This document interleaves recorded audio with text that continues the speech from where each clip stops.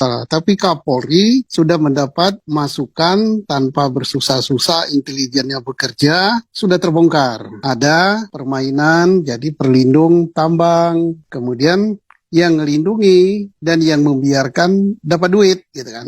Nah, tinggal persoalannya apa benar apa enggak dapat duit sebesar itu. Kan gampang, suratnya sudah beredar juga kan laporannya. Dan laporan itu palsu apa tidak? Saya mengatakan 90% laporan itu benar. Tinggal periksa ulang. Periksa ulangnya gimana? Laporan itu bulan April. Sampai enggak ke Kapolri? Kalau sampai ke Kapolri, disposisi Pak Kapolri apa? Dan siapa yang terima disposisi itu? Yang menerima disposisi Pak Kapolri menindaklanjuti atau mendiamkan. Itu yang pertama. Yang kedua, bisa saja laporan itu dibuat tapi tidak disampaikan ke Kapolri, didiamkan gitu. Tunggu, ini senjata saya, nanti saya sampaikan next time gitu.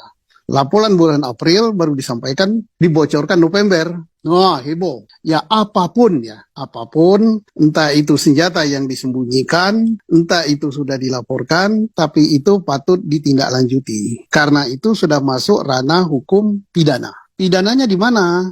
Kalau benar terbukti menerima duit koordinasi, itu kan suap namanya. Suap, menjual jabatan, menjual kewenangan itu masuk tindak pidana korupsi. Yang nerima kena, yang memberi kena. Siapa yang nerima? Ya yang disebut di situ. Kalau benar ya Pak Kabariskrimnya, kemudian stafnya, Kapoldanya, Pak siapa itu? Naha ya, Heri Naha. Kemudian direktur-direkturnya, bahkan sampai ke Kapolsek. Itu tindak pidana korupsi. Termasuk Ismail Bolong tidak lolos karena dia yang memberikan. Kalau materi yang dilaporkan itu benar.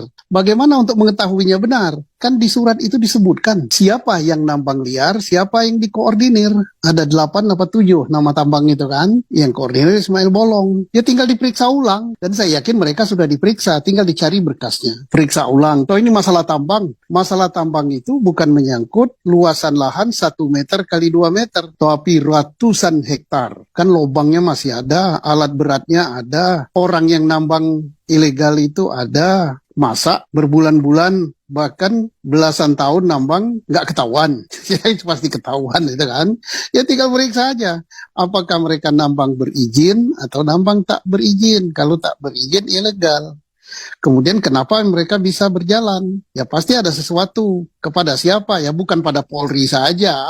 Hampir semua aparat keamanan dapat, termasuk aparat sipil juga dapat, bahkan preman pun dapat, itu kepercikan. Nah terus yang kedua, seandainya ya, kita berandai-andai, itu tidak benar, bohong adanya, maka ini sudah masuk ranah pidana juga. Siapa yang kena pidana?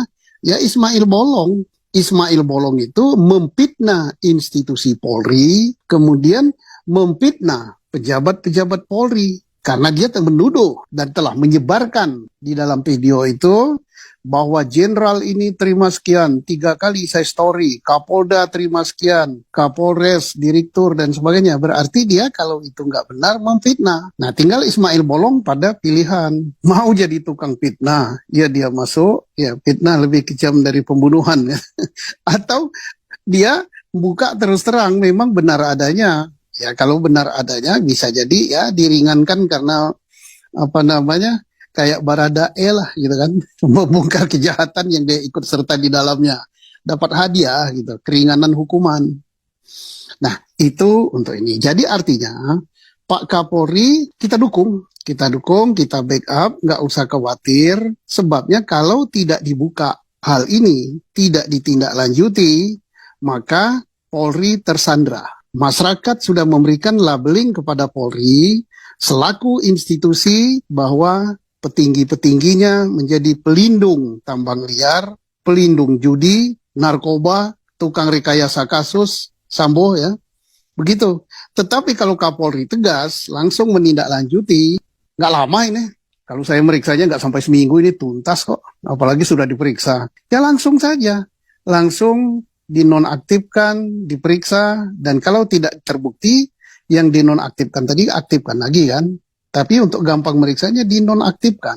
Periksa, kemudian kalau memang dia menyalahgunakan jabatan, ya dia dikenakan kode etik, Kapoldanya, Kabarisskrimnya, pejabat yang lain. Kemudian karena ini sudah masuk ranah hukum pidana, ya dikenakan pidana. Ya saya kira Polri bisa nyidiknya. Ya kalau misalnya pekewo, kan ada KPK bisa diminta bantuannya. Jadi ini harus dituntaskan. Apakah dengan menuntaskan penyidikan ini, nama Polri akan jatuh? Oh tidak. Justru inilah cara mengangkat kepercayaan masyarakat kepada Polri. Masyarakat akan percaya, oh Kapolri nggak main-main. Kapolri itu simbol institusi loh. Jadi kalau masyarakat percaya sama Kapolri, maka kepercayaan pada Polri akan meningkat. Masyarakat akan menilai Kapolri tidak main-main. Bintang 2 saja sudah 2 disingkat. Bintang 3. Dan siapapun, nah ini akan naik. Tetapi manakala ya, berbalik di bakil silat lidah. Ya kita dalami, ya kita akan periksa, ya tidak sama ini dengan ini, tidak sama dengan ini, mengulur waktu, maka kepercayaan akan semakin surut, gitu kan.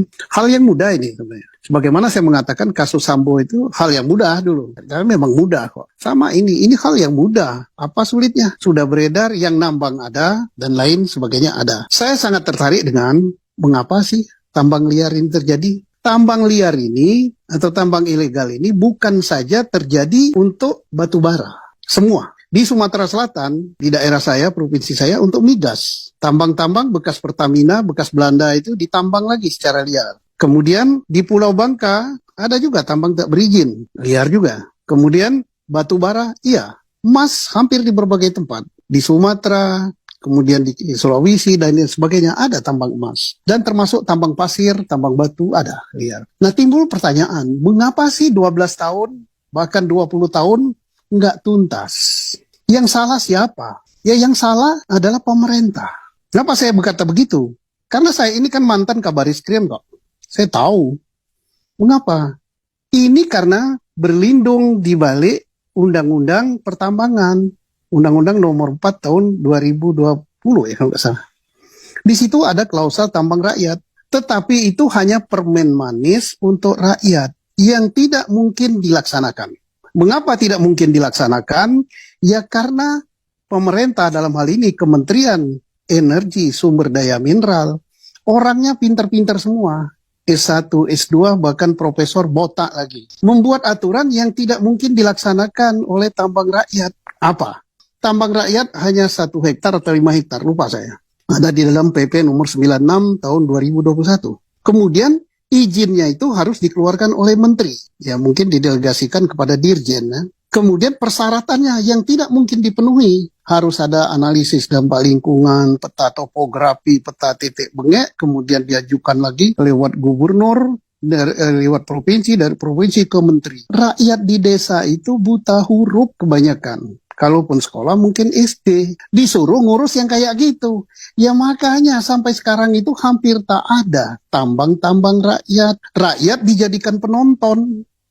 Sementara pemodal menambang secara legal, berizin. Di lahan dia yang diganti rugi secara murah. Kemudian masuk juga cukong, pemodal. Wah ini ada kesempatan. Kita buat tambang rakyat. Namanya rakyat, tapi nggak ada izin. Rakyat disuruh nambang, tetapi sebenarnya bukan rakyat. Lahannya rakyat dipakai, yang nambang itu yang punya modal.